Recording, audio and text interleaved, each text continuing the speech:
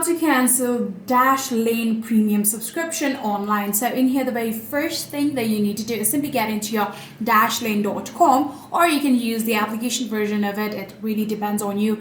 Just make sure that you're logged into your account. You can tap on the menu bar on the top right corner. Then from here, you can simply tap on login that you'll be able to get, and then simply log into your account. You can see login right here. Tap on that one and add in all of the credentials of your account. Make sure that you're logged into your account, right? So after doing that here, now what you're going to do is, after successfully logging into your account, you'll of course be getting into the dashboard of your Dashlane. Then from there, you can simply tap on the my account option. Then after tapping on my account here, if you scroll down a bit, you'll be able to see subscription summary. What you're going to do is simply tap on the option subscription summary, and after getting into that subscription summary here, if you scroll all the way down, you'll actually be able to get the option of cancel subscription. What you're going to do is simply scroll all the way down, then tap on cancel subscription, and then you'll be able to get all of the on-screen prompt, follow all of the on-screen prompts, and then you'll be able to confirm your cancellation. Like that, you'll be able to cancel your Dashlane Premium subscription.